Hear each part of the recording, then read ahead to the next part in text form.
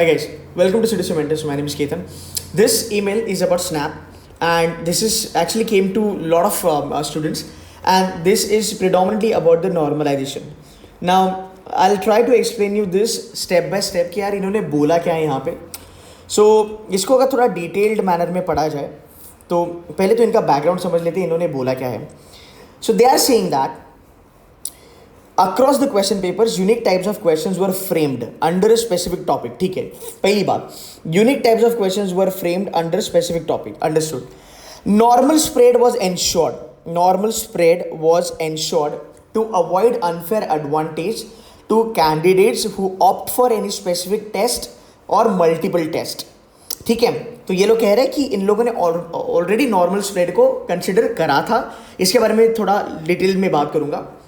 This ensured normalization of the spread of questions across section. So इनका ये कहना है कि जो डिफिकल्टी लेवल था आपके पेपर का, राइट, स्लॉट 1, स्लॉट 2, स्लॉट 3 का, ये लोग ये कह रहे हैं कि क्वेश्चन पेपर डिफिकल्ट नहीं था. अगर आप थोड़ा आगे पढ़ के तो उन्होंने कहा कि further more the question papers were normalised for level of difficulty. ठीक है, इसका मतलब क्या, इनको कहना है कि स्लॉट 1, 2, 3 का जो एलओडी था वो सेम था. वो सेम क्यों था? बिकॉज इन लोगों ने उसको ऑलरेडी नॉर्मलाइज करा था. वो कैसे करा था? क्योंकि इन्होंने यूनिक टाइप ऑफ क्वेश्चंस निकाले थे जहां पे किसी को भी अनड्यू एडवांटेज ना मिले. तो इनका ये कहना था अगर मैं नंबर सीरीज पकड़ता हूं या फिर अगर मैं मान लो डेटा इंटरप्रिटेशन पकड़ता हूं या फिर कोई भी अगर मैं अरिथमेटिक का भी अगर मैं परसेंटेज का टॉपिक पकड़ता हूं, तो इनका ये कहना है कि स्लॉट 1, स्लॉट 2 और स्लॉट 3 में, स्नैप 1, स्नैप 2 एंड स्नैप 3 में वो नंबर सीरीज का जो टॉपिक है उसका लेवल ऑफ डिफिकल्टी सेम ही था क्योंकि इन्होंने क्वेश्चंस वैसे निकाले थे. And that is the reason they are saying that कि हमने क्वेश्चंस को नॉर्मलाइज ऑलरेडी करा था, राइट. ये लोग कह रहे हैं, this is what SNAP people are saying, but this is wrong. This is absolutely wrong because हमको पता है तीनों लेवल पे लेवल ऑफ डिफिकल्टी अलग अलग था. वो चेंज हुआ था. 20th ईजी था, डुएबल था, उसके बाद पेपर और टफ हो गया, उसके बाद और ज़्यादा टफ हो गया, राइट. ये हमें पता है. तो मेरे ख्याल से ये जो बेस है वो थोड़ा सा मुझे गलत लग रहा है. आगे चलेंगे. Post test, the score secured by candidates were analysed independently, okay, for each of the SNAP test. The tests for normalcy along with skewed distribution were checked. This is the most important point. Okay? It was found that the scores were normally distributed and were not skewed for any of the 3 tests. अब इनका कहना ये है कि हमने आपका scores देखा है, ये आपका बेसिकली नॉर्मल डिस्ट्रीब्यूशन होता है. ठीक है, ये हो आपका नॉर्मल डिस्ट्रीब्यूशन और ये होता है आपका स्क्यूड डिस्ट्रीब्यूशन. इनका ये कहना है कि इन्होंने एक्चुअली स्क्यूड डिस्ट्रीब्यूशन भी ट्राई करा. They are saying that the test for normalcy along with skewed distribution were checked. It was found that the scores were normally distributed. So they are saying that normalisation करने का कोई ज़रूरत लगा नहीं, normalisation करने का कोई ज़रूरत था नहीं, बिकॉज मैक्सिमम पीपल जो है वो इस एरिया में स्कोर कर रहे हैं. स्क्यूड में क्या होता है? बेसिकली स्क्यूड में you have maximum Janata scoring at a low bottom और you have maximum Janata scoring at a 1 level only, right. तो इन्होंने दोनों पॉसिबिलिटीज देखी है और ये कह रहे हैं कि अभी नॉर्मल डिस्ट्रीब्यूशन का जरूरत नहीं है, सॉरी नॉर्मलाइजेशन का जरूरत नहीं है, because maximum Janata same range में ही स्कोर कर रहा है. अब इसका बेसिस ये है बिकॉज इन्होंने ये माना है कि लेवल ऑफ डिफिकल्टी सब लोगों का सेम ही था. सो लेवल ऑफ डिफिकल्टी अगर आप सेम पकड़ोगे तो नॉर्मलाइजेशन का सवाल पैदा ही नहीं होता. नॉर्मलाइजेशन का सवाल कब पैदा होता है? जब आपका लेवल ऑफ डिफिकल्टी अलग अलग हो और बच्चों का स्कोर अलग अलग हो जाए. तो अगर मैं बात करूंगा टेस्ट 1, टेस्ट 2 और टेस्ट 3 का, तो ये जो ग्राफ है वो हर बार चेंज होगा.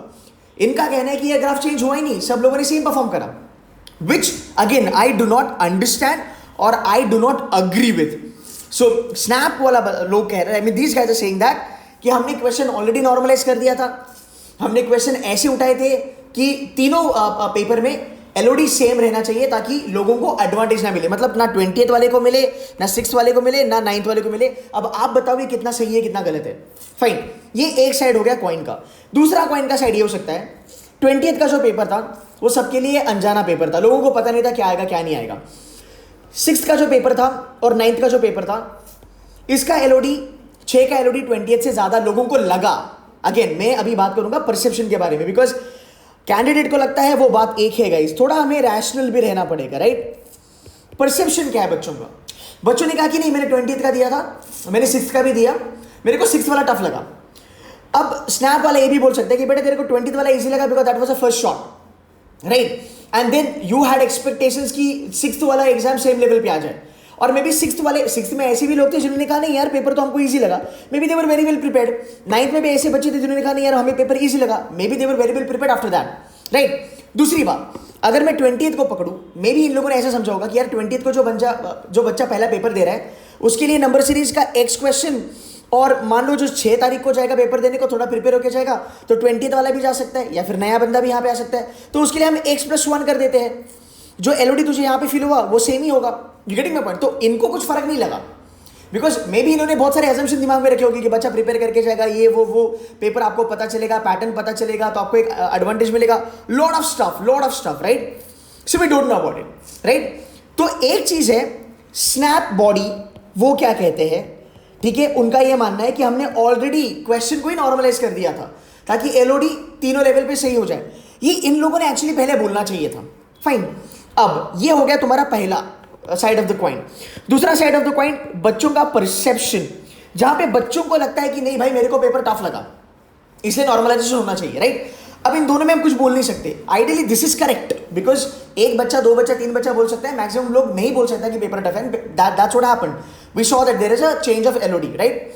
जो भी है 2, 3, 4 मार्क्स से, जहां तक मुझे सवाल है -4 था, लोगों के अटेम्प्ट घटे प्रीवियस अटेम्प्ट से, जिसका बीच में उतना था उससे -4 6 में आया, और 6 में जितना था -4 9th में आया। तो ये अलग साइड है जो कंसिडर नहीं हुई है मेरे ख्याल से। अब इन्होंने कहा है कि हम क्या करेंगे, बेस्ट स्कोर का जो रूल है वो अप्लाई करेंगे। अब और एक चीज हमें यहाँ पे थोड़ी गौर करनी पड़ेगी, जो स्नैप है वो स्कोर नहीं देखता, एनमैट जो है, एनमैट के जैसा ये लोग स्कोर नहीं देखते, स्नैप चलता है परसेंटाइल पे, फाइन। अब ये बोल रहे हैं हम बेस्ट ऑफ 2 लेंगे, और वो ऑलरेडी हमने बोला था, माना कि आपने बोला था, नो डाउट अबाउट इट। तो भाई अभी करना क्या है, मुझे लगता है इन लोगों ने 2 परसेंटाइल देना चाहिए बच्चों को। तेरा जो स्लॉट था 20 का था, 6 का था, बिकॉज यहाँ पे रैशनैलिटी ये है, आइडियली अगर 20 को तेरा 45 है और 45 पे तेरे को अगर 99 आता है, और 6 पे तेरा 6 का जो अटेम्प्ट था, अगर उसमें तेरे को 40 पे 99 आता है तो स्कोर तो मायने रखता ही नहीं है, परसेंटाइल मायने रखेगा। तो एसआईबीएम अगर बोलता है कि मेरा कट ऑफ 98 है तो इस बच्चे को तो आ ही जाएगा। Getting my point?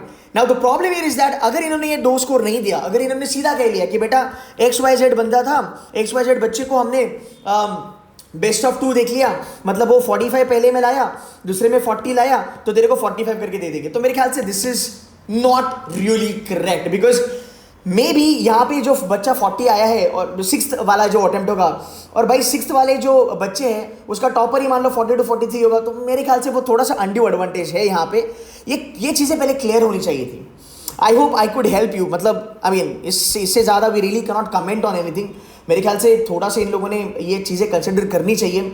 नॉर्मलाइजेशन मुझे आज भी लगता है ज़रूरी था, बट अगर ये लोग बोल देंगे कि हमने नॉर्मलाइजेशन हमने क्वेश्चन पे ही कर लिया था, और हम मानते हैं कि एलओडी सेम ही था अक्रॉस 3 लेवल, तो फिर बात नहीं बनी मेरे ख्याल से, right. So this is what the problem is, but again it's a shocker for me also, and if you have seen my videos, live lectures, I never wanted to tell you this, but I have always given you clue that something is going to be wrong. I mean, if you're my, if you're from my batch, verbal and all that, I think हमारी जब C2C के बच्चों की जब chat हो रही थी मेरे साथ, तभी भी मैंने ये कहा था कि something might happen, right? Because maybe, anyway, maybe that was my intuition, or maybe, anyway, let's not get into that. That's a little frustrating.